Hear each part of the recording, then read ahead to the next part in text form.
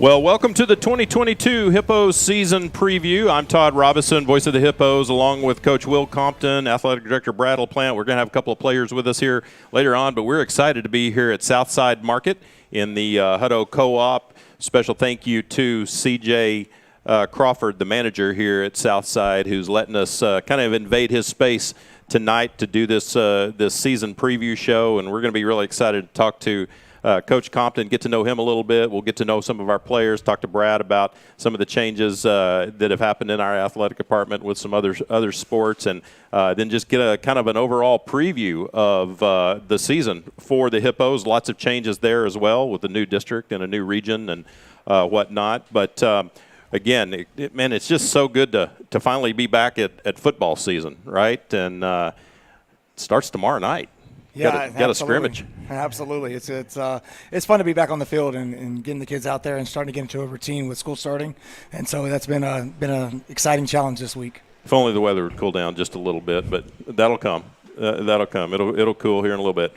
Well, last year the Hippos finished 5-5, lost in the first round of the playoffs to Westlake. And you know, I was looking back at last year, and I'd forgotten about this. You and I were talking yesterday, and we'll talk a little bit about this, our tough non-district schedule that we have this year. But I was reflecting a little bit on last year, Brad, and, you know, we started the season last year with College Station, who went on to play in the state championship game, lost in overtime in the state championship game. And then we ended the season against the team, Westlake, who went on to win a state championship. And then a lot of tough games in between. Vandergrift, who made it to the state quarterfinals, and boy, it was a tough schedule, tough year. Guys persevered, but on top of all of that, we didn't get to play at home except for one game. They were road warriors last year, so that's another thing we'll talk about tonight is just the excitement of being back home and in the new renovated Hutto Memorial Stadium. And I know the guys, the players that certainly were the road warriors last year, are going to be really excited to be playing in that stadium. But I think, you know, our guys certainly learned a lot. The ones that are coming back this year, they learned a lot about tough competition, and they're going to be ready, I know. A couple of changes. The Hippos obviously have moved to a new district this year and a new region. We're in District 12, 6A now, and the other teams in that district are Weiss, Pflugerville-Weiss, Temple, Bryan, Copperas Cove, Harker Heights, and Midway out of Waco.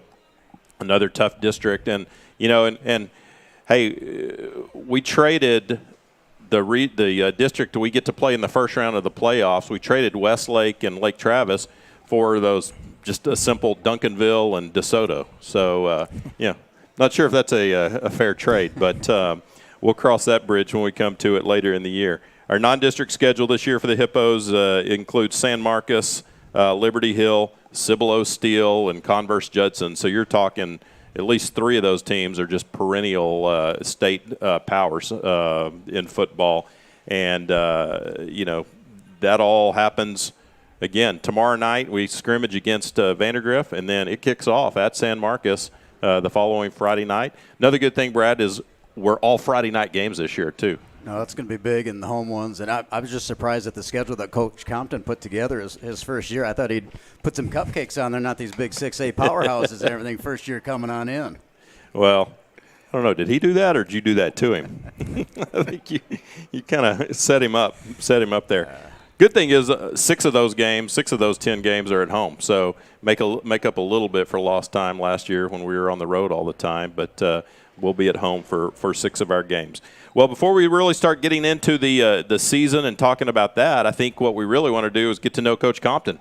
You know, he came to us in June? Yes. I think was when you were hired. I was actually out of the country and saw it on my Twitter feed, so was excited to see that. But Coach Compton comes to us from Johnson High School in Buda, where you were the offensive coordinator, and prior to that, offensive coordinator at John Tyler High School, Lamarck High School, Refugio High School. So you've been at some good programs through the years, and now here you are at Hippo Nation. Another thing that I noticed, I read, is that you were the director of character development. Was that at Johnson or at a different school? It was both. I was the director of character development at Conroe Oak Ridge. Me and my friend Chip Baker, who was on staff with us, did that there. And then as well, whenever I got to Johnson, kind of took over there and led our character development program. Yeah, I want to talk about that a little bit later too, because I know that's a critical component of high school football. You know, it's not just about what the kids do on the football field on Friday nights, but it's what they do in the community and when they're not when they don't have that uniform on. Well, first of all, tell us a little bit about your family, because I think and I think you probably feel the exact same way. I know Brad does too. Family always comes first. Family is number one in everything, and I know as you've been introducing yourself and talking to some folks around, you talk about your family. So here's an opportunity to really brag on your family a little bit and tell us about them. Awesome. Well, I've been married going on 20 years right now, and so just had an anniversary a couple weeks ago. To my wife, Edie. I met her at Angelo State University. She's a registered nurse. She helped open up the Baylor Scott and White in Buda at the same time that we were opening up Johnson High School. So she got to open up a hospital. I got to open up a high school. And so she's awesome. I mean, she's able to, all the way through since we've been married and had the kids, she's been able to get the kids to, Pop Warner practice or T-ball or whatever may be going on, because I was doing track or football or and those type of things. And so she's been amazing. We have two boys. Tristan, who's 17, he's a junior, is joining us at Hutto High School right now, and so he's part of the football team and learning his way around the high school as we speak. And so it's been a great transition for him. And then we have a younger son, Levi, who's 13, about to be 14 here in a couple weeks. He's going to finish out junior high at Dahlstrom there in Buda, and then we'll get the whole family up here come the spring, early summer. Everybody will be Hippos Absolutely. Beginning next year. Well, I think, and Brad and I have talked about this before, wives are the unsung heroes of football coaches, are they not? They obviously fill a lot of gaps for you guys when you're absent and you're with your team, and I think it takes some special ladies to do that. So, and kudos to your wife for being a nurse. I have two daughters-in-laws that are nurses, and a wife that's also, she's an occupational therapist in the medical field. So awesome. So those are special people as well. Talk a little bit about just what attracted you to Hippo Nation. I know you had a great situation there down at Johnson, and this thing kind of popped up in June. And talk a little bit about why you decided Hippo Nation was a place for Will Compton. It was a complete shock. Like I've talked about before. I'm sitting with my wife and watching TV, and I'm thumbing through Twitter, and I see the post kind of come up. Immediately, I text Coach LaPlante because we had known each other for a while. And then, as I began to think about it over the weekend, I was like, man, that's a really good job. That is a place where you have a storied tradition. It's a one-horse town as far as, you only have the one high school at the time. And, it has that small-town feel to it, like I grew up in West Texas, where everybody is about the high school and the schools that are inside that town. And so, as I began to think about it more and more, I was like, man, this is something that I need to just even see if I can get my foot in the door. And I thought that if I was able to get my foot in the door, then after that it's a match. It's whether or not you're the match for the school of what they're looking for. And so I tried to call everybody that I knew who knew somebody just so I could get in the door so that, I'd have the opportunity to be a part of the Hippo Nation. Well, and obviously you were familiar with Hutto and the successes that we've had over the last few years, going back to when Coach Van Meter was the coach here, and then obviously Brad and how well Brad did. So, yeah, it was no surprise that you were stepping into a quality program. Oh, absolutely. And we when I was at Johnson, we played Hutto several times on sub-varsities. And so, whenever we were looking for a game, me and Coach LaPlante would always reach out to each other and see, hey, man, do you need a B game this week? Do you need something? And, so we played each other. Kind of going back and forth for the last 3 years.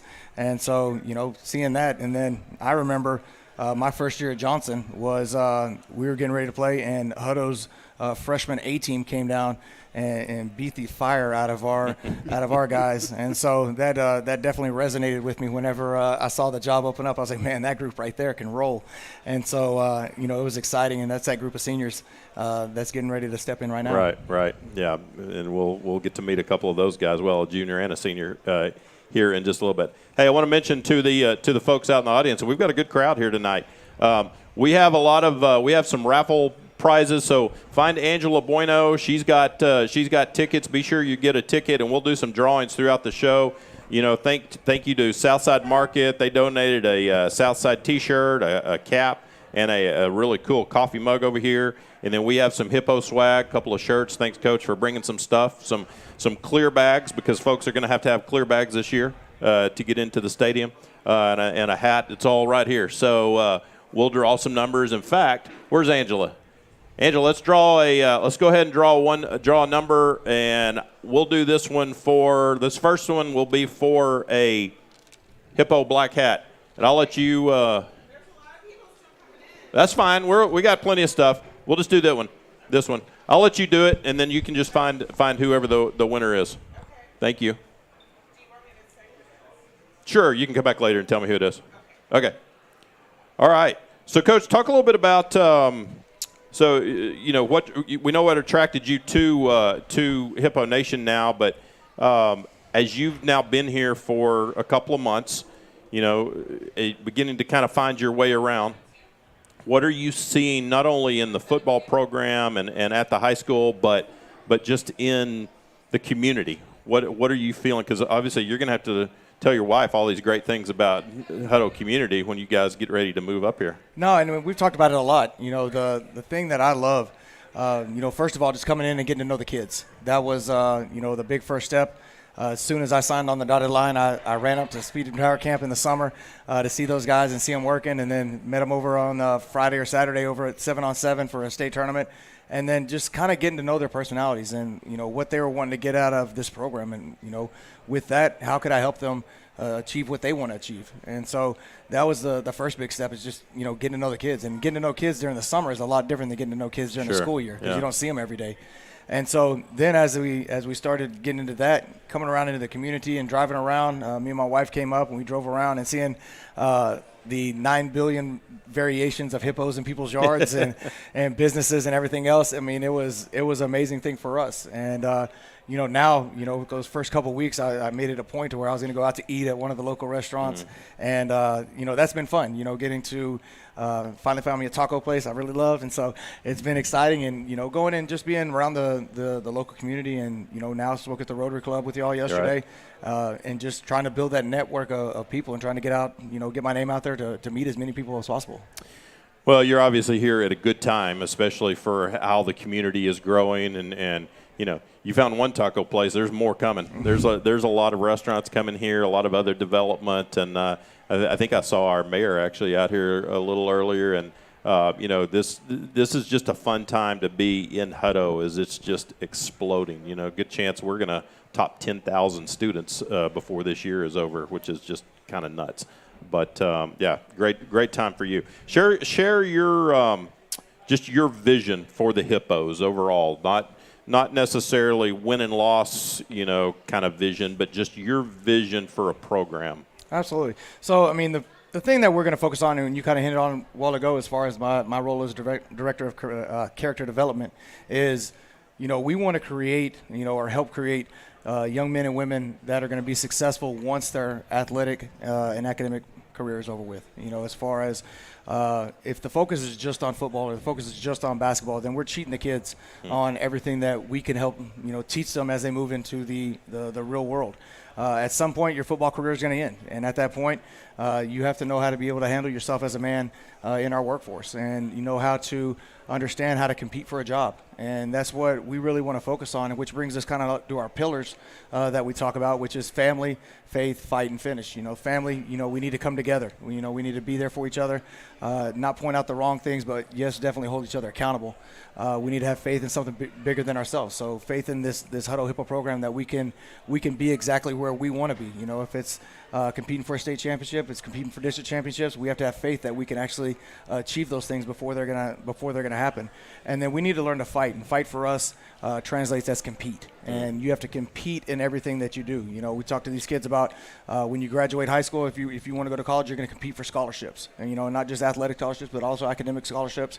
You're going to have to compete for the woman that you fall in love with, because there's probably 4 other guys that are going to try to take her out to dinner too. And so you're going to have to compete for those things. And then the last one is finish. Everything that you start, you need to learn how to finish. It's so easy now to quit and start over, quit and find a person to blame. And so learning how to finish everything that you start, and sometimes, you finish it, you shake hands and say, this isn't for me, but you finish what you start instead of walking away from it. Amen. Yeah. And I so like that. Those are the things that we want to instill in our kids so that, come May when some of these seniors graduate, if they took nothing else away from it, they got a little bit of life lessons that we're able to teach them, and it helped improve their lives.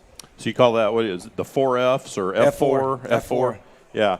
Is that something that every day when you're in the locker room or you're on the field, you constantly are emphasizing F4? It's kind of almost like your brand. Oh, absolutely. That's the thing. Anytime we break out on family.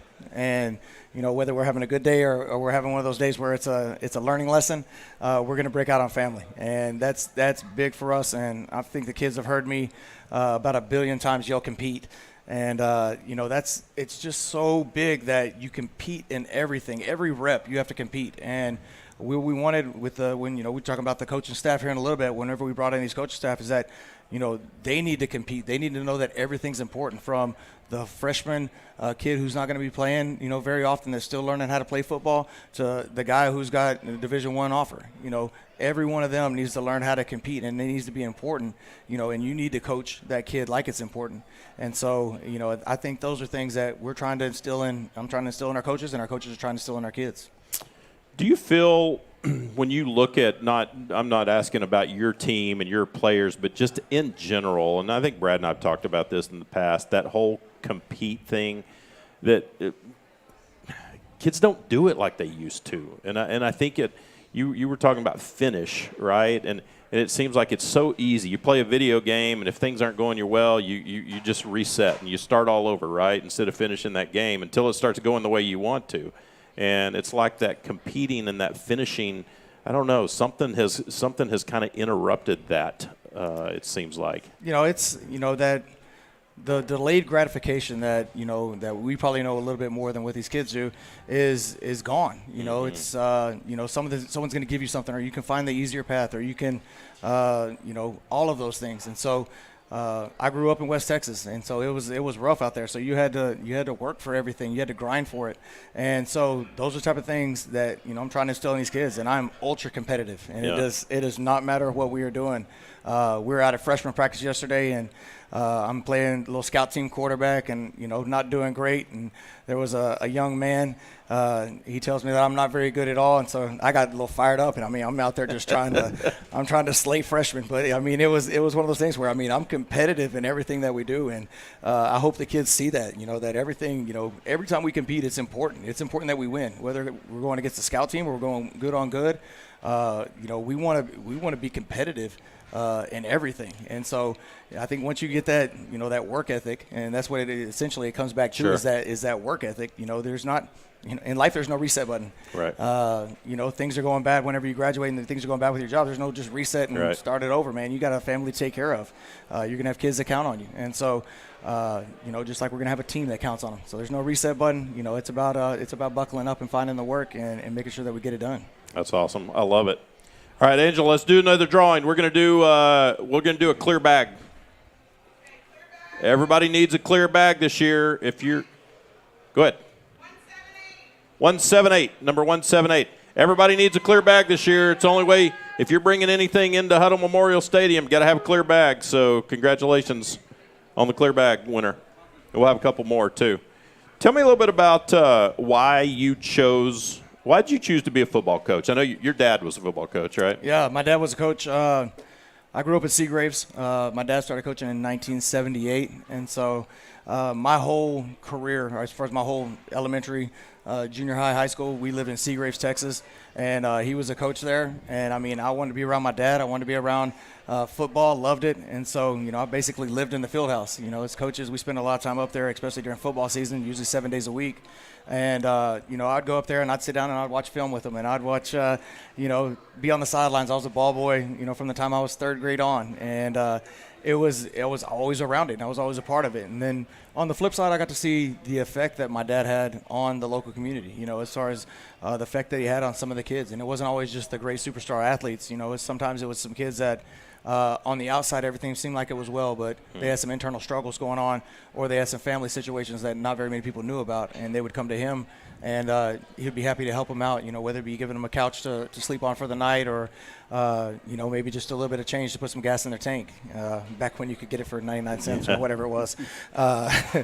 Long time ago. Yeah, a long time ago. And so I saw that effect that he had. When everybody talks about, a coach, really impacted their future, well, my coach was my dad. And so the impact and the values that, I instill right now are still the same ones that he taught me. And so when I went to Angelo State to go play football, it was one of those things where when I graduated, I knew exactly what I was going to do. I was going to be a coach. Didn't know exactly where I was going to coach or anything like that. But I knew exactly kind of my path, and then trying to figure out, now what classes do I do to get that done. Other than your dad, who was a coach that probably made the biggest impact on you that still to this day you're part of who you are because of a coach? I have two, actually. I have two that I consider very strong mentors, and the first one is Derek Rush. I coached for Derek at John Tyler. He was the head coach, and he completely changed the way that I was coaching at the time. I was still the fiery guy, and that I always am.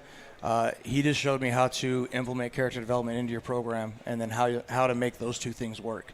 And so forever grateful for him. I worked for him for 2 years at John Tyler, and then when he decided to go to Oak Ridge, I followed him down to Oak Ridge before I went over to Brian Rudder. And then when I got done there, I went back to Coach Rush, and so which he's now actually the associate athletic director at Brian.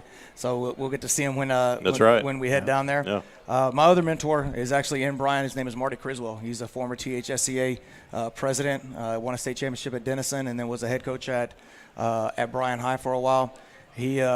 He called me the very first day that I got the job down there, and he's like, Will, I'm going to be there for you. And I'm like, man, who is this guy that's calling me? But he poured a lot into me. We went to church together, and great friend, great mentor, and just really, really positive and encouraging. Probably the overall genuine nicest person I've ever met in my life. Do you think either of your boys seem like they might be headed down that path eventually, doing like you did, following in your dad's footsteps? I don't see it. Tristan he's an entrepreneur, which is my oldest, and so I see him probably going to get a business degree, and then really trying to grow his landscaping business. I could see that as a path for him. And then Levi's more of a computer guy, so I see him going more of the technology path. He's super smart. Very, very intelligent, and so he likes the coding and the gaming and things along those natures. And so I could see him taking more of the technology path. Both of them play football, love football. I just think they'll take two different paths than what we did. How meaningful is it to you to when you're coaching guys, and you've been doing it for a number of years now, and then you run into a guy like later on that played for you, and he'll say, Coach, man, I hated you when you were coaching me because you were so mean. He might not. Maybe you haven't had any say that, but how guys are. Like, when you're in the middle of it, they think you're mean and you're yelling at them and you're tough and all that, and then they come back later and they thank you for doing what you did to help build them up to be better men and prepare them for society. I think, man, it's very humbling. And I've had some of those situations, and that you may be a little hard on a guy that's in high school at 15, 16, that he doesn't get what you're trying to get for him or trying to get him to understand. And then they look back and, oh man, he was really just trying to make me into a better player, into a better person. And, to hear them say, or step into the coaching path now, some guys that, I've coached in the past that, don't know that we really had the greatest relationship at the time, but they're like, Coach, hey, I'm about to graduate, I'd love to come work for you. And he's like, and so, man, that's, and I've had a couple of those guys that have, over at Johnson, we had two guys that I coached, one at John Tyler and I coached one at Refugio. They were both on our staff. And, great men of character and great for kids. And so it's definitely humbling, but it also, it's gratifying knowing that, your message did get across somewhere in there.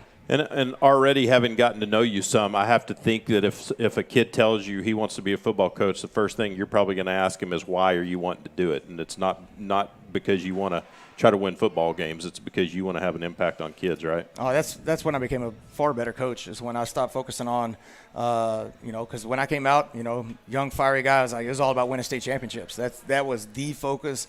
It was about X's and O's. I still have the books.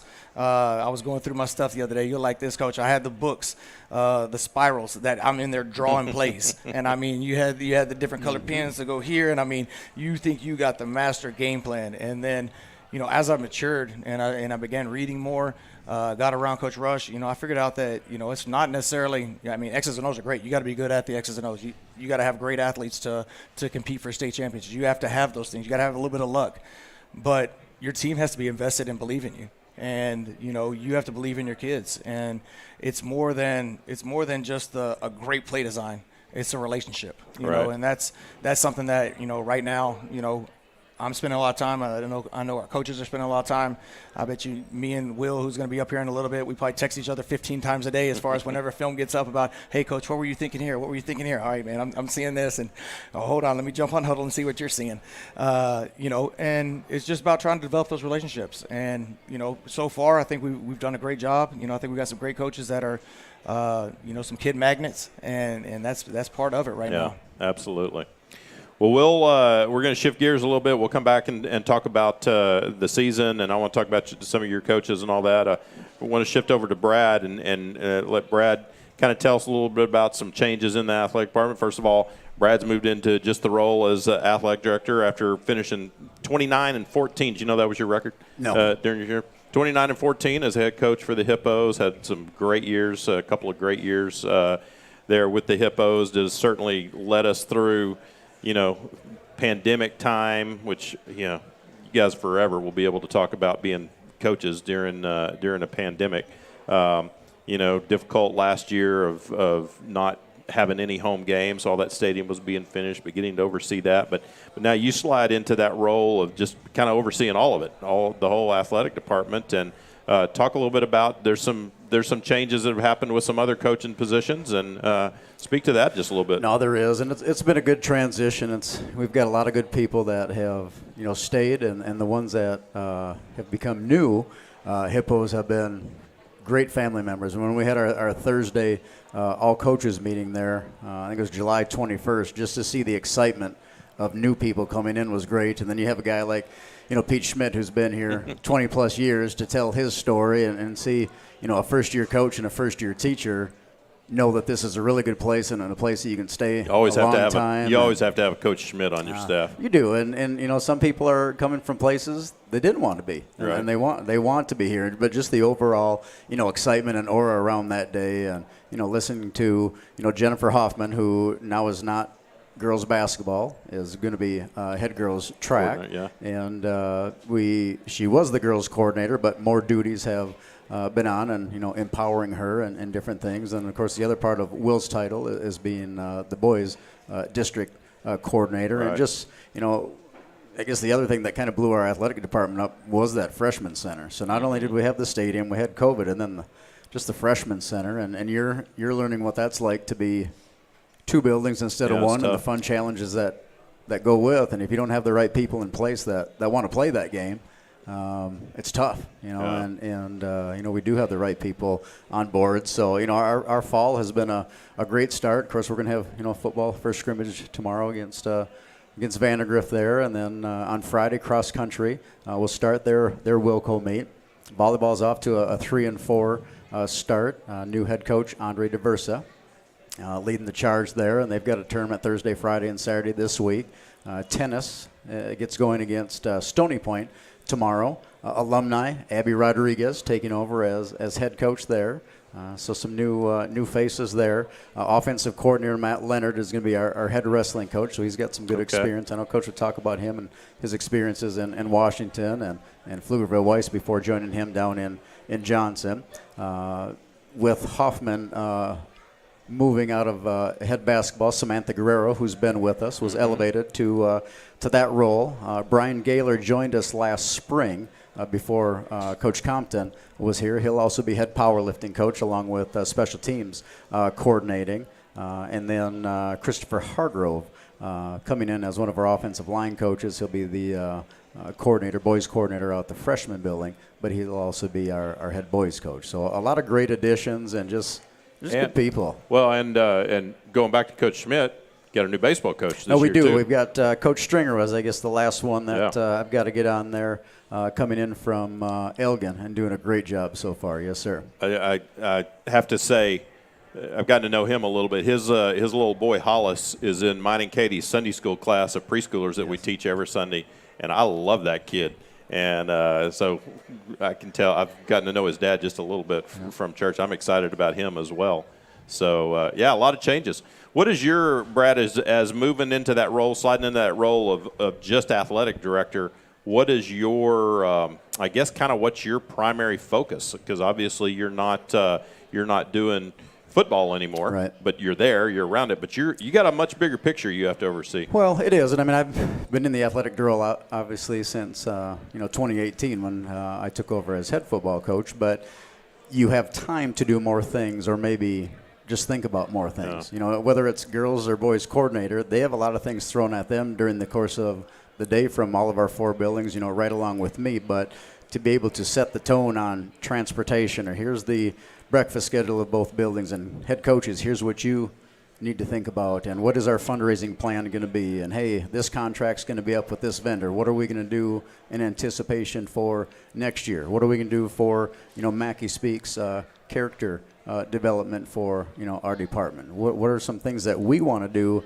to build our culture, even away from school, our gatherings, to make sure that we get to know each other's families. How are we going to get down to the elementary school and open up the doors, and just, there's so many things that, we can do. Even on, I could probably announce this on September 21st, we're going to have a recruiting and a student-athlete nutrition night. So I've got a couple speakers lined up. We're going to go out to the PAC on a Wednesday night and just talk about other things that we probably already talk about as coaches within our system, Sure. but a different type of voice. So I've got a registered sports dietitian that's going to talk about nutrition 101, and what do you do 2 days before the game, the day before the game, and meal times, on game day, and just talk about the importance of sleep, and how do I go down aisle 9 of HEB and make good choices that might be different for me as a student athlete than the person that doesn't burn 1,800 calories, right. in a couple-hour workout. And, of course, Anthony Williams, everybody knows in the area, lives in Round Rock, and he's part of FBU. We want to get his message on recruiting. And, of course, we talked about some of the things here already with, recruiting and changing lives and where we're going to, take these kids. And, Sure. and some of that is I want to be a Division I caliber student athlete. But okay, if Plan A doesn't fall through, how are we going to get you to Plan B? And okay, if you got a 1200 ACT, but there's SAT, but you're not getting Division I looks, what is a school that's going to academically make you what you want to be on Path B or Path C, and just spend the time to take care of those kids in different ways. Well, and that's something I think you've always done so well and been so consistent about and just really very, very focused on, is helping those kids find that spot for them. And you always told a kid, hey, if you want to play football after high school, I'll find you a place to play. So you're still going to be able to be involved in that, and I assume helping I will make those off connections. The sides, but when I talk to parents, they're always it's no different with all the recruiting gurus on the side. We want it straight line recruiting. Go to your head coach. But the fact that I guess this is 24 years, 12 at high school, 12 at the junior college level. The fact that I've sat down and basically did all of those class schedules Sure. for those kids and been a part of filling out the FAFSA. And I know if you have a low EFC number that you're going to get this in grant money and this in loan money and have the possibility of a work study job. Those are personal experiences that I can sit down and work side by side, with all of our head coaches to work with those kids. And, some of our sports, be it baseball in the summer, girls and boys soccer, the basketball AAU circuit gets taken away from the high school Right, campus. right. But eventually there's things that even they're getting good exposure at those tournaments, it's got to come back to us to help, because we're going to be the ones that are going to get the transcript at our college and career center. I've got that meeting set up when they finally get a breath of fresh air in Right. early September, and then all of our new counselors, because we have a sheet that we put in, because by the 7th or 10th semester you have to have X amount of credits in all your core, and okay, what's this GPA going to be, and what does the SAT or SAT score have to be, and we have a certain form that they have to learn what Sure. we've been doing to fill out, and then we'll coach the coaches up on that. So when the student athlete leaves, the counselor still has questions, which is fine, comes back to the head coach, we're all on the same page, and we can help them, get to where they want to be. Or, that's why we're doing this in September, because if you're for a student athlete that really has, goals and aspirations of playing D2 or D1, and you don't do so hot your freshman year, some of those possibilities go away. So Come we back need to haunt make you. sure we talk to those kids right away. Early We on. grab their Sure. attention now, because whether they're going to be a plumber or electrician down the road, there's going to be a time where you're going to have two transcripts sitting next to each other, and they're going to look at the grades. And if you're getting C's and D's compared to the other person that interviewed well, then you've got A's and B's. I know who I'm going to pick. So we need to make sure our kids believe in themselves, and they can all do that. Yeah, and I think, going back to what you were talking about earlier, I think a lot of folks just have no idea how busy that athletic director job is, and then you mix in trying to be a football coach at the same time. And I think, we're at a place now where we had to have a full-time athletic director. You've got to look at budgets. You talked about transportation. I mean, just all the things that when you're in the middle of football season, it's hard to do that and take care of all those things. Well, and some of those things didn't happen, last year. Of course, we're in year 2 of the 9th grade center, and it took a couple weeks just to figure out transportation last year. Just the logistics of all I of wasn't that. even out there today on day 3. Just to be able to be out there instead of at football practice day 1 and day 2, those principals took over and ran with it. Our kids are all set and ready to go, and a bus that maybe showed up day 1, our coaches didn't see them. Day 2, they saw them for 5 minutes.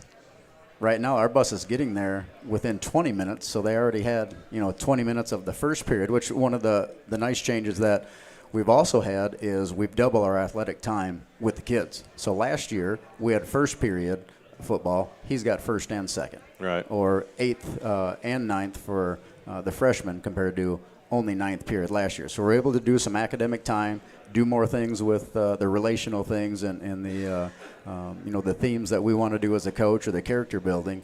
We all have done that, but now we have more time to do that. So it's going to be great for our kids. Well, another bonus for you, which you're not going to say this, but for this year at least, not being a coach, you get to watch your son play football on Friday nights, senior, right? Good. Yeah.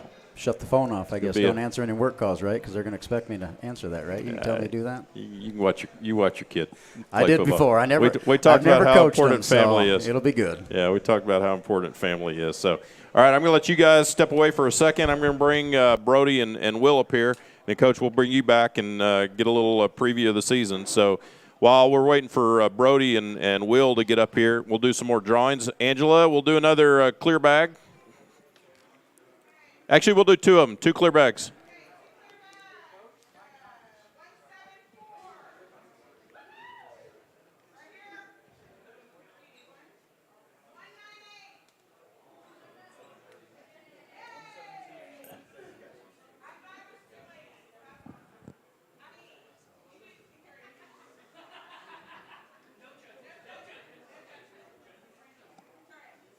All right. Joined by senior linebacker Brody Bueno and junior quarterback Will Hammond. Just put that on. Y'all have both done this before. Remember, this thing's got to be really close to your mouth when you're talking. Good? That's good. Yes. Yes, sir. Got it, Will? Yes, sir. Did I pull you all away from eating barbecue? Oh, no, I've been done for a little bit. Okay. Me too. And you'll go back for seconds here in just a little bit, I'm sure.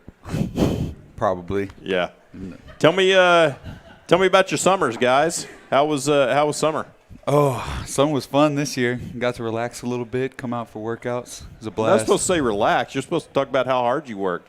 No relaxing. You weren't relaxing. That you is were my working relaxing. Hard. Okay, That's it's how I working relax. hard. I There you work go. Good out. answer. Good answer. Will? For me, I mean, just going through camp 7-on-7, summer workouts with all the guys. I mean, just how summer workouts always are. What all camps did you go to? I know one that you went to. Yes, sir. And we were talking about that one. Yeah, so I started off the summer at UTSA, UIW, then went up to Oklahoma for a couple camps, went back to Tech, went up to Utah for BYU in Utah, went to UT, went to Baylor. Just camps pretty close to home because that's where you dream to stay. Anything special happened at that Texas Tech camp for you? Yes, sir, they did offer me. Nice. An offer to Will Hammond as a junior to be quarterback at Texas Tech. That's what I want to see. How's it? You went to some camps too, didn't you? Yeah, I went to a few. Yeah? Try to stay close. Didn't you go to Alabama? No, that was Was a that couple last years year? ago. Was that last year? That was freshman year or something like that. What? I don't Really? remember. I mean, Time flies. COVID has messed up all references to time. been 3 years. Can't believe it. No, I can't believe that. So did you go to some camps this summer? Yeah, I went to, I think first was Sam Houston, and then all the little area schools. I went to Baylor, Texas Tech, Tulsa. Everywhere that asked me to come out, I was there. So, what are those camps like, guys? What are? I mean, I think sometimes people hear camp and they think it's probably like a 3-day thing, but most of these are like 1-day things, right? Kind of in and out. Yeah, most of the time it's just like a 3-hour thing. You spend the first hour getting checked in and stuff and doing 40s or whatever to get testing. And then those last 2 hours are doing drills and stuff like that, and one-on-ones for linebackers and tight ends and quarterbacks and receivers. So it's a lot. There's always a lot of people at those camps. Everybody wants a piece. lot of players from all over the place, right? Oh, yeah. You get to meet a lot of people, but it is always busy. Yeah. What, as a quarterback, Will, what are quarterback camps any different, or they just have you guys over like just doing nothing but throwing and doing quarterback things? Yeah. I mean, so we go through the same check-in process along with the 40s and combine skills. There are a couple camps where they're like, you don't have to do all the combine stuff just so they can get you warmed up and going. But I mean, for quarterbacks, it's a lot of throwing the ball. They want to see how you think as well, just kind of challenging you with different drills and whatnot. And then also just really trying to see what you're about, not just how you can throw the ball, but also you as a person. Do y'all meet some pretty cool dudes from other schools and stay in touch with them from those camps? I'm not much of a social butterfly, so if they're from like Round Rock or somewhere close, maybe I'll stay in touch with them. Yeah. But really, the only person I've stayed in touch with from this year's camps was Will. We ran into each other at Baylor. Oh, you were there last at the same camp. time? Oh, Yes, yeah. sir. Okay. Well, it's good that you're staying in touch with Will. Yeah, I just kind of text him every once in a while. Yeah. But I was actually a tight end for that camp, so we were throwing the ball together. Oh, really? So you were doing that? Okay, instead of linebacker.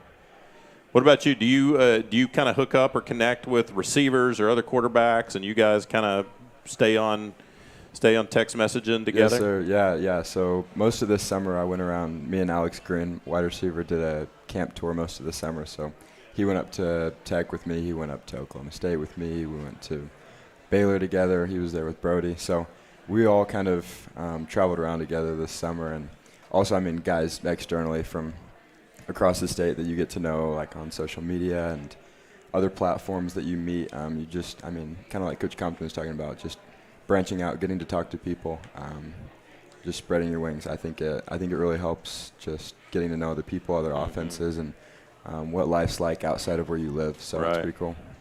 When you have a guy like Alex with you at a camp, do you get to throw to him a lot, or is it just throw to whoever is in line? Yeah, I mean, you try and throw to your guys as much as you can every once in a while. I mean, it's a camp. It's not designed for you to always be with your guys, so you can kind of make it work with other people. But it's always fun to go to camps with guys you have good timing with, and you can really put on a show. All right, guys, talk to me a little bit about, and I actually, Coach Compton, I asked him this question yesterday. He spoke to our Rotary Club, and I asked him this question. I said, a lot of times a coach comes in and a coach kind of, sets the tone and players just kind of look to that coach and yes, sir. But in a situation like this, you got Coach Compton and some other new coaches coming in. You guys have been here a whole lot longer than he has. What are y'all doing as leaders, as player leaders, to help Coach Compton and other coaches acclimate into Hippo Nation? I think that what we've all tried to do is almost completely forget about everything we've thought before and just kind of try and come in with a clean slate. And, like, whatever he says is the new law. And, like, we'll offer suggestions. He'll ask us for suggestions on things, like how we used to do stuff and, like, what we want to do for pregame meals and everything else. But what we really want to do is just whatever he says is the new law. We're going to make everybody from seniors to freshmen obey it. Or not obey it, but go along with it and enjoy it. Sure, you're going to hold them accountable. Yes, exactly. That's kind of been the whole goal from at least the upperclassmen this year has been he's the new law. We're going to buy in so that we don't have people doing whatever they want whenever they want, because that'll destroy a team. Well, how important is it for you and some of the others to really step up? I mean, you're a junior now, right? Which is hard to believe, and really hard to believe that he's a senior. But how does your mindset change now that you've reached this point of you're an upperclassman and the expectations on yourself as a leader, but then the expectations that you can have for the guys that you play with? Right, yeah. So, I mean, I'm a junior now, so I've got 2 years under my belt of playing football and being around these same guys. So I think you can expect more of people. We've all developed physically and mentally. But I think I think the biggest thing I've focused on is just my leadership and kind of like what Brody touched on, just accountability. And that's the biggest difference we've seen coming in with Coach Compton, and that's what we've really preached.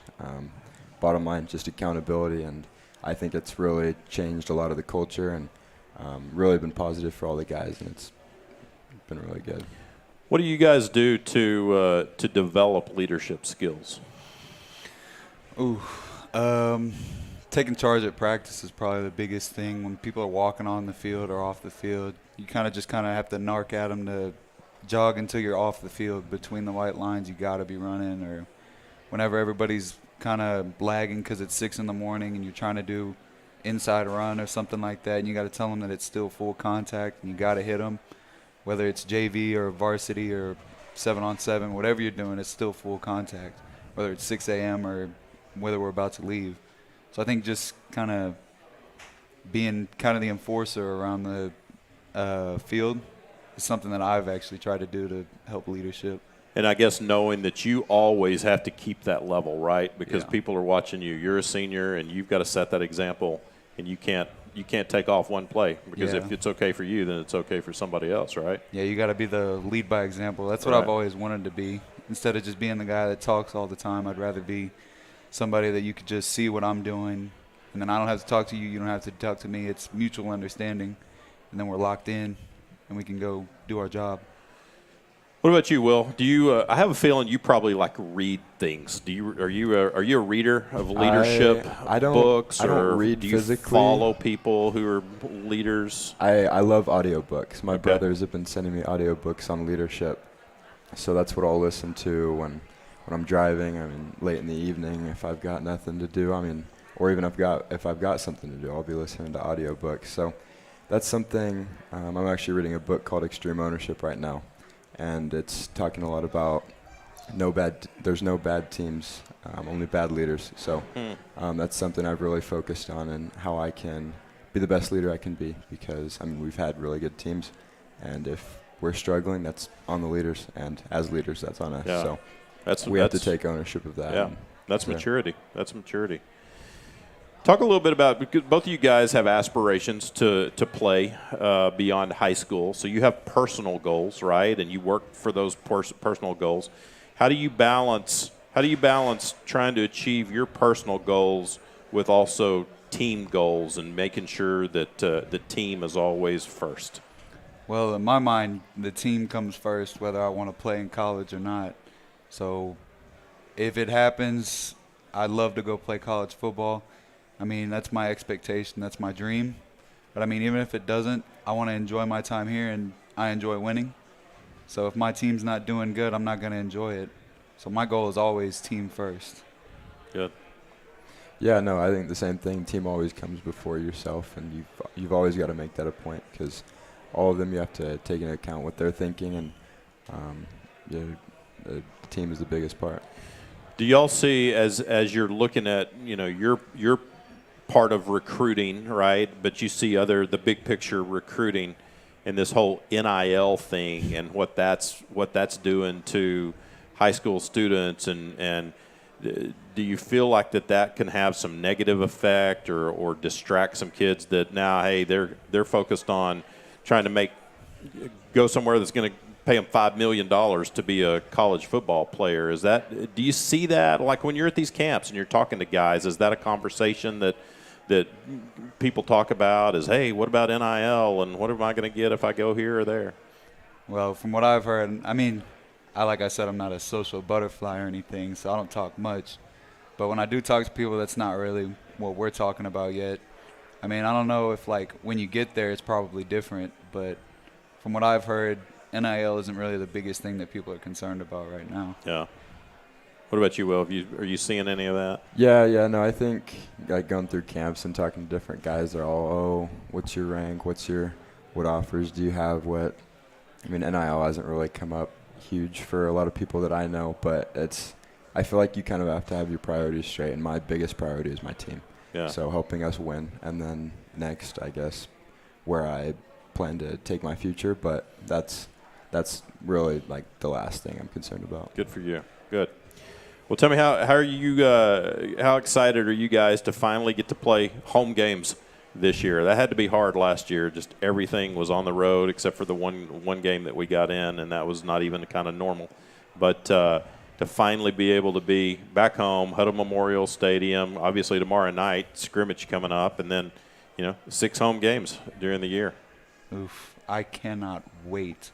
I was so tired of the Thursday or Saturday games because other people have the stadiums booked. I'm ecstatic to get back to a home stadium.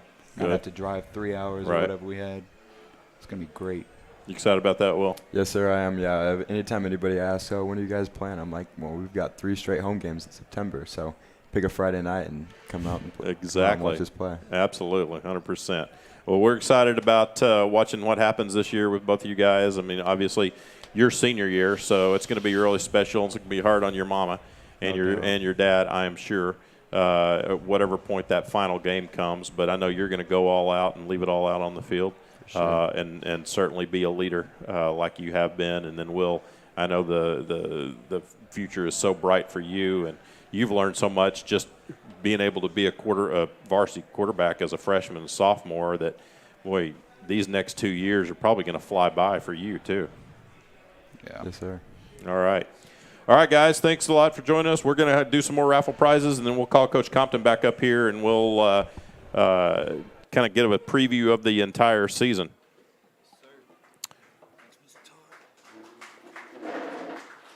All right, Angela. We've got a Hutto Hippos Building Champions shirt right here. 175.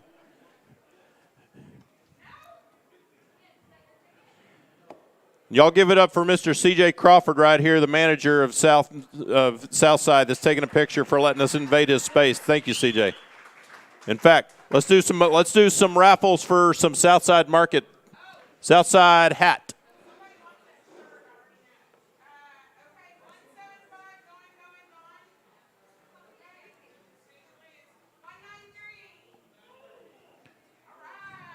$193. You want the hat, Southside hat, or you want the Hutto shirt?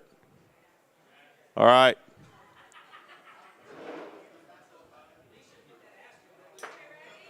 Call out a couple more. 186 for the Hutto Hippos Building Champions shirt.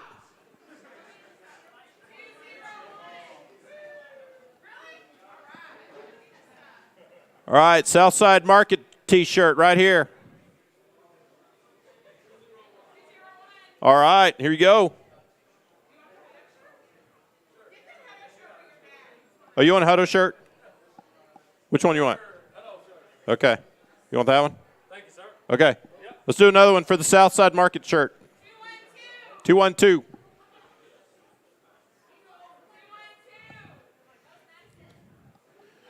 Coach Compton, make your way back up here.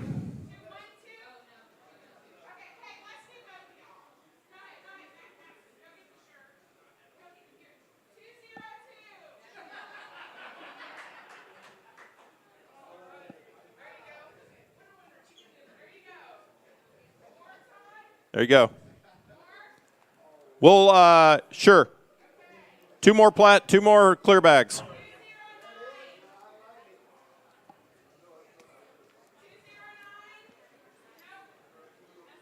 Here you go, Gage.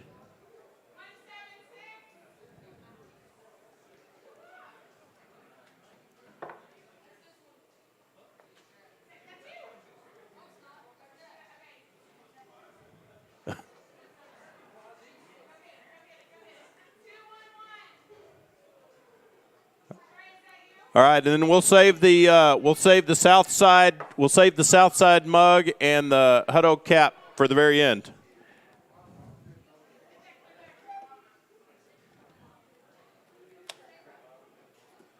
All right. Welcome back, Coach. Does that make you proud as a coach? Does it make you proud when you have guys up here that can just talk and just so mature and talk about putting team first and those kind of things? Oh, absolutely. I mean, those guys are two selfless leaders. And they've been that since day one, since they stepped on campus. And so what they said didn't really surprise me as much. And, just excited to get to know them even more and go throughout the season with them. How do you, when you come in the summertime and these guys are, they're not in school and y'all aren't doing, obviously you're not doing practice and it's kind of voluntary workouts coming up to the weight room and all that. But how do you, as a new coach, how do you go about getting to know your players? It's a lot more difficult than when, like we talked about, when school starts, just because you don't get to see them every day. And so Right. You truly have to have meaningful conversations every time that you see them. And you have to ask a lot of questions. You got to ask a lot of, hey, what are you going here? What interests you? What are you looking for, inside the program? Luckily, this summer we had a great core of kids that were showing up, Monday through Thursday. And what I did is I put it a lot on our kids to, hey, if this is going to be important to y'all are the ones that are going to have to reach out and get as many people up here as possible Monday through Thursday to come do those workouts. And the more they did that, the more kids started showing up. And, then you're able to have those little quick conversations and get to know them. But it's not easy. I'm still getting to know some kids. And so it's a difficult challenge, but it's one that you got to make intentional, that you go and you kind of figure out, what makes kids click and that way you're able to properly motivate them and go from there. You're probably still trying to get to know some of your coaches too, aren't you? Absolutely. For the most part, we've had a good month together that we've since we've hired the last one. And really got to know each other. We have a group text, and I promise you, we're like some 15-year-old girls on there that constantly text back and forth and crack jokes and things like that, which is great because that helps. Yeah, it does, because it's like it's the coach's office on the go. Yeah. And so you get to understand guys' personalities, and it's been fun. Yeah. How as you're coming in, and I know some coaches you kind of inherited, and then some you were able to bring in, but. Talk a little bit about who are your. I mean, if you want to talk about all of them, you might, if you can remember them all. Yeah. Who are your assistant coaches? What are their position assignments, and kind of some of their backgrounds? Absolutely. I'll start with Coach Mullins. He was my first interview as once I got on. He expressed interest about stepping in as the defensive coordinator, and it's been fantastic. He's a man of character, and so that was the first thing that attracted me to him as far as the X's and O's. Yes, there's some some things that he brought that was good. There's some things that I wanted to put in, and he was open and receptive to those things. But he had the kid's heart, and that's what to me said, all right, that's going to be the step in the right direction. And so he's done a fantastic job. He'll be coaching our inside linebackers, and so great communicator, great for kids. Really excited for him. Defensive tackles, we got Edwin Lampy. He was here on the staff last year, really taking on to those defensive tackles, doing a great job. And then he's also doing soccer on the side.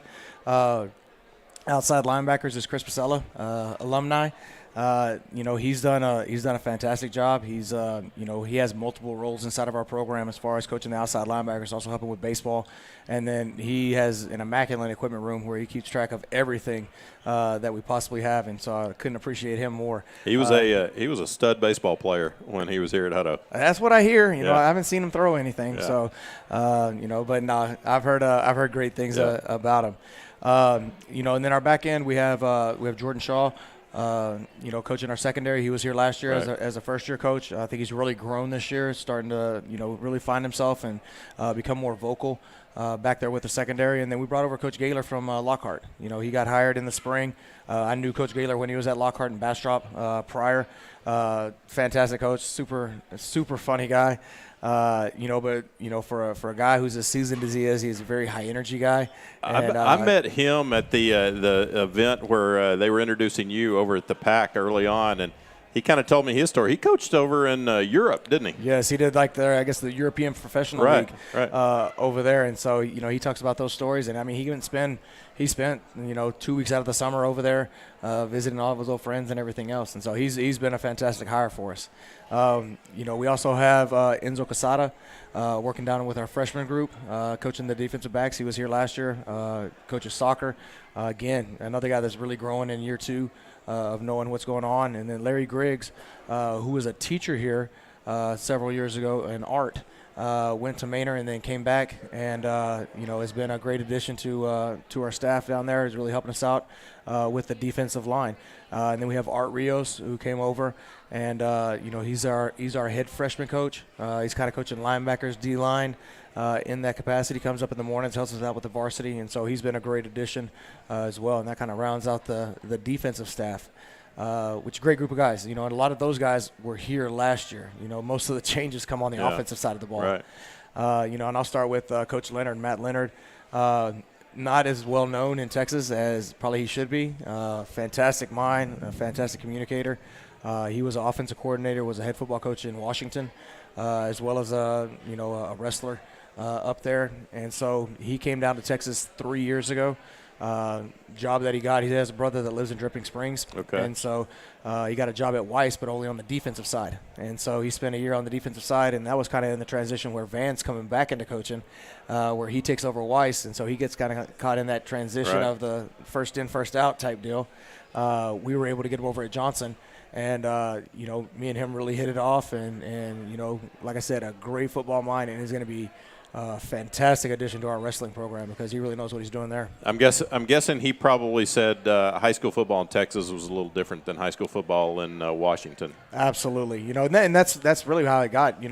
When he was a head coach, he took his staff on a trip, and they wanted to go around to different programs and things like that, and so he had brought him down to Allen, and he's like, man, all right, they're all about football here, and the fact that everybody has to be a teacher. It's not.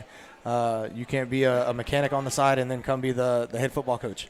You have to be, certified in those type of things. It was just different all the way around. And so he wanted to be a part of that and then put in his time and work his way up. And so he's been great coming in.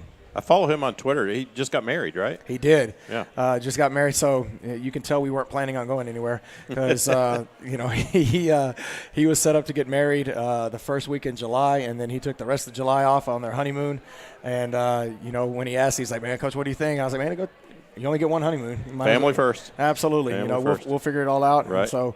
I did a lot with Will in that month of July as far as talking with the offense and things like that. But he's been great. At receiver, we have Hollistringer, who's came over from Elgin, baseball coach. He's a fantastic guy. He's very family devoted, and so has the right values that we would, regardless if I would have hired him or he was already on staff. He's the type of guy. He's part of that character development type. Absolutely, guy, right? He's the type of guy that you want around. Yeah, has done a really great job. We brought in Zach Albert, who was a grad assistant at Midwestern State. He had coached high school. He had been with a GA at Texas State. Went to high school, went back to Midwestern as a GA, and then was really, kind of finding his mold and wanted to get in that high school. Wanted to get into the consistent high school game. Yeah. And has been a good addition. He's still learning, young guy, but good energy and brings a lot to the table with the knowledge and especially with the recruiting aspect of it, which really helps us out. Offensive line. Probably the funniest coach on staff. We got Robert Harrison, who came over from Stony Point. He brings the juice every day, and so he is a fun-loving guy.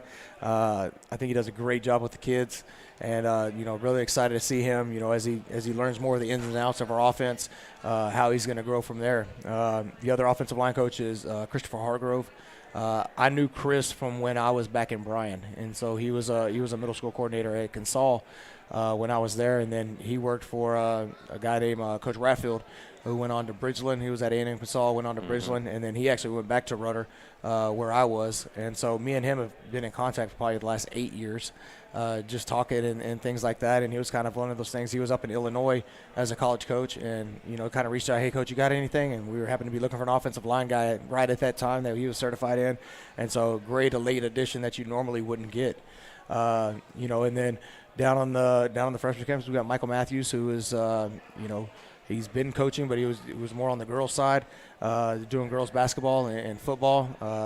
fantastic guy, as far as, he's going to really help our kids out academically, and has really embraced the role of the football aspect of it and in learning. And then one guy that I'm really, really excited about, like all these guys, is Brandon Jennings. He's a first-year coach. He actually played for Coach Gaylor at East Central. Coming in, I thought he was kind of a quiet guy, and then as we're getting out there, man, he's a little bit more vocal than I thought he was going to be, and really getting into it. And I mean, he takes a lot of pride, and we talk about it as coaches. If your group isn't performing well, take it personal. Because there's something you could do better as a coach. So you need to take it personal. Right? You're not as far as you're personal at the kids, but you need to take it personal and maybe you didn't explain it as well as what you thought you did. And so he does that to the T. And so I've been extremely impressed with him. You might do a lot of really impressive things all week. That might have been the most impressive thing you'll do all week is remembering every single one of your coaches that you've only known. Most of them you've only known for, what, a month? About a month. Yeah, that was quite impressive that you remembered every single one of those guys. You spoke about this at Rotary Club yesterday, and I want you to talk a little bit about leaders. I talked to Brody and Will about being leaders, but you specifically mentioned you have a leadership council of players, right? Yeah, absolutely. I think that's normally what we would do is we come in the spring and we would allow the kids to vote on a leadership council. That wasn't necessarily I wasn't luxury with that. And so what I had to do is kind of evaluate through the summer of who are a couple of those guys that are leaders, that have a voice on the team, that have guys that follow them. And you see those guys as they come in, as they go out on the field, you see, who's following who. And so the guys who have people follow them, those are leaders. And, not always our leadership council is great, but if we're in the regular offseason, it's not always the leaders that are leading them in the right direction, but they are having people follow them, and now it's your job to corral them back in and make them lead in the right direction. But we picked some guys on our team that, fantastic leaders. We have 6 guys. We met Monday morning at 6:45. We're going to meet on Monday mornings and talk about, is there anything we need to talk about in the locker room? Is there anything issues that we need to talk about there?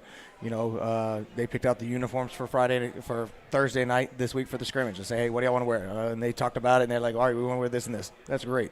And I think the more that you can have leaders like that are leading in the right direction, they're going to take more ownership into the team because, they feel that, they're a part of it. They have a voice of it. And, always, I'm like, hey, what do you like? What do you don't like? Hey, and that was one of the, as we were going through and I was trying to pick out some guys, I would send messages to them and things like that. Hey, what's great about our program and what's something that, you'd like to see change? Right. And, they were honest with it. And, I respected it. It's not always easy. You got a stranger asking, what do you like about our program and what needs to change about our program? Sure. But, when they're truly invested in it, and they are, they know the little ins and outs that you from the outside looking in, and that was one of the things where, I asked Jalen Banks, one of our running backs, I was like, hey, what's something that we need to keep that y'all been doing in the past that, because me not knowing, I don't know if I accidentally erase something that's been, something that's been good for us. And so he was like, we need to have our dad's breakfast on Friday mornings. And I was like, we have dad's breakfast? And they were like, yeah, coach. And I was like, man, just now hearing about this, but it's an awesome idea. Yeah. And I love it, so we're having breakfast with dad starting next Friday morning. That's awesome. And I was like, absolutely, that's something. I was like, give me your dad's number and, I'll get in contact with him and we'll get it all set up. And so, that was, and that tells me hey, that's important to them. So if that's important to them, I need to embrace it and I need to make sure that I'm doing everything I can to make that the best experience for them. That's great. All right, we'll talk a little bit about the season, what you kind of see. Obviously you've had a little bit of time with the Hippos and you've been able to kind of look at the schedule that's laid out before you, which is not easy. What do you see, I guess, for the Hippos offensively and defensively, and then, just kind of a brief overview of what our district looks like? Okay. So I'll start on the defensive side. I think that, Coach Mullins being elevated, that gave some consistency to the defense, so where they didn't have to learn a complete new playbook. At the same time, the offense is having to learn some things. I think things that we bring back, as I go through and I look at the roster, which is really, good for me as I was outside looking in, is that we returned so many guys that, had key roles. Guys like Brody that were just up here, who's a fantastic leader and a fantastic football player, and Kenny Settles at safety, who's done, a great job. He's one of our leadership council guys, and he, helps out with the back end and things like that. And I think, the thing that we're looking for on the defense side is consistency, as far as being, gap sound and doing our job to the little bitty details. And I think that's the area that we probably put the most focus on, is to make sure that we're a sound defense. We want to fly around with the football, we want to hustle around, but we have a job to do. And I hear the coaches preaching on that as far as, do your job. You have your eyes in the right spot. I think if we do those things, the defense is going to have a great success, on their side of the ball. Offensively, we're still learning. That's probably it's not a setback, but it's one of those things where, you come in and you're installing your offense. And now you got, after you install it, you kind of like, it's kind of like getting a bunch of stuff and throwing it on the wall and see what sticks. Yeah. And you didn't have a spring to get to do that. Didn't have a spring to get to do it. And, you get limited parts of it through 7-on-7 in the summer and things like that. But now it's, it's really figuring out, all right, this is great. That was great for us at Johnson, but what's great for us here at Hutto? And really figuring out, what parts of the offense our kids are going to be great at. So this first 2 weeks really has just been kind of an install. Like, here's our plays, and, it's been frustrating at times because, like, oh, that play doesn't work versus our defense. I know, but we don't play Hutto. They're not on our schedule. Right. I'd gladly take one off and, inter squad scrimmage a couple times. But, it's one of those things where, we're not playing us. We're trying to find our base set of plays that we're going to lean on. And then now let's tailor it to our kids and make sure that, we're putting them in a great spot to be successful. Right. And so that's kind of the rundown on it. Okay. As you look at our district, non-district first. Obviously, I mentioned earlier, you got some state powers that are on that schedule. With Cibolo Steel, Converse Judson, historically, always competing. Liberty Hill, we're all familiar with them, and then San Marcos to open the season. But as you look to district. And it's a 6-team district, and so Weiss, Temple, Bryan. I mean, these are schools that are quality programs. Absolutely. I mean, there's nobody weak in our district. Obviously, Weiss, they're having a lot of success over there. Right. Coach Van Meter, and then that whole Vernon Hughes, he's actually a really good friend of mine. We've known each other for a while. As the offensive coordinator over there, does a great job. Temple, historic program, they've been doing a great job. Harker Heights really turned it on last year. It was kind of a surprise for a lot of people, but have been doing a great job. Yeah. Copperas Cove just got a new coach.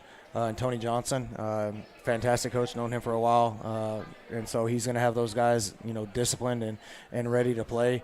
And then Bryan just got a new coach with Ricky Tulos, who won a state championship at George Ranch when he was down in the Houston area and just coming from Pearland. And so I know that he's going to have his program ready to go. So there's no off nights, all the way around. And Waco Midway, they've historically had a great program since they opened up a beautiful stadium there as well. Not like our stadium, but it is a beautiful stadium. And so, I don't think there's not an off night that you can have, but I also think it's a very competitive district, and the fact that, as we look up and down the board right now, anybody has a chance at that district championship. And now it's about going out and making sure that you compete every Friday night, and that you do more little things right. And I think that's a big focus on our team as far as offensively and defensively, is that just do more little things right. So tomorrow night, first scrimmage. So I'm sure even though it's a scrimmage, I'm sure you're going to have a little bit of butterflies, and because it's putting on the Hippo gear for the first time and getting after it with the Hippos. What do you look for in a scrimmage? I think, can we execute our base? Going into a scrimmage, you don't want to show too much. You don't want to say, here's all of our cards, and go from there. But, we want to make sure that, we have our set of plays and that we can execute, that we can, perform effectively, that it looks smooth. I tell them every day, if we line up in the first play and our running backs run into each other, that's not a great start to that scrimmage. However, I've had those games where running backs ran into each other and you still score 50 points because they figured it out, because they have butterflies too. Yep. And, so I'm looking for the kids to stay together, because we're going to have our good points and we're going to have some parts where we struggle, because Vandy's a fantastic team. Yeah, they are. They got a great defense. Just like they had last year. We saw it last year. Every year, and so they got a great defense. And I've been talking with Coach Sanders, he's a great leader and a great coach himself. And so I'm looking for our kids to, number one, get out and compete. Whether it's good or what's rough or whatever else. Let's shake off the last play and let's play the next play. And hold each other accountable and hold each other up. And that's the things that my takeaway. If we can do those things, X's and O's and the steps and this and that and little bitty details, we can get fixed. And that's what our coaching staff is really focused on as well. Is that we may be a half step off, but it's a fixable mistake. And that's kind of what we took out of our inter squad scrimmage that we did last week after pictures. Is that we went back and we watched the film. It's like, oh man, we're a half man away from that being a huge play, and now we just got to go back and we got to get it corrected. And it's a little bit of a dress rehearsal also, not just for watching your team, but it's, things like up in the press box, headphones, just all of the stuff, the logistics of a Friday night football game, right? That is making sure all the kinks are worked out. Absolutely, and that's that's what we're having to treat it as. That we got our two staffs from Farley and Hutto Middle School. They're going to come up and help us out, and so setting up the cameras, setting up the headsets, just like what you're talking about. We had them on the chargers today, just to make sure that with it being a new staff, a lot of the guys that set that stuff up last year are gone. Right. So now we're having to go up there and we're having to figure out all right, where are all the plugins at, and how do I do all this stuff, and then set up the cameras and making sure that we got our wide and tight and end zone cameras getting hopefully it'll get back here tomorrow, and so just all of those little details and getting out on the field, and and it's a dress rehearsal for the whole staff, as far as the stadium staff, right. Chris Elquist and those guys, as far as just setting everything up, the visitor locker room and the sideline crew and running the clock, and I mean I think it's a dress rehearsal for everybody. And, of course, it's free. Anybody can come out, and gates are open. Come in. Watch Hippo starts at 6. So the freshmen are going to start at 5. The Okay. JV's going to go at 6. And then the varsity will start at 7. And so it is free entrance. What we are going to have is we're going to have some QR codes that are around. It's called Our Day to Shine, which is with our Texas High School Coaches Association. It's a donation platform for their benevolence fund. Okay. And so kids who are, critically injured during the season, they can apply for some of this benevolence fund to help with some of those bills, as well as coaches that may become terminally ill or have extended leaves that they can reach back to our coaches association and help them out. So I think That's neat. it's a great cause for those donations, and I've known people personally that have used them, and so another thing that's kind of dear to my heart and want to see us really shine in that platform. Me and Coach Sanders got together and he was like, man, it'd be great to do our Day to Shine, and so we're like absolutely, man, let's put it on. That's neat. Well, speaking of donations, then the first game against San Marcos that following Friday, you're calling it the Peanut Butter Bowl, right? Peanut Butter Bowl. So the Peanut Butter Bowl started in San Antonio. And so this year they have actually 22 different games, I believe, 44 participants. And so over the last, I want to say he said 6 years, they've collected over 100,000 jars of peanut butter. And it goes to our local food pantries. Right. And so I think that's a great cause with that Peanut Butter Bowl. I didn't know anything about it until I was ready to go on family vacation, and a guy called me up and, hey, you're part of the Peanut Butter Bowl. I was like, don't even know what the Peanut Butter Bowl is, but I'm down for it. Absolutely. If it's peanut butter, I'm down for it. Peanut butter and helping out our community, right. I'm all for it. So we've been collecting peanut butter. You can do those. You can bring by the jars of peanut butter to the coach's office, or we'll have some bins out there at the scrimmage tomorrow, or you can go to peanutbutterbowl.com and you can do an online donation, and every $2 equals a jar of peanut butter. Okay, fantastic. Credited to the Hutto Hippos. All right. Well, we are really excited to see what the Hippos are going to bring tomorrow night, obviously, and we know that's just the beginning. So be patient, folks, with everything. Be patient with the whole operations of the stadium, everything. Everybody's doing it for the first time, but and then we'll look forward to the following Friday.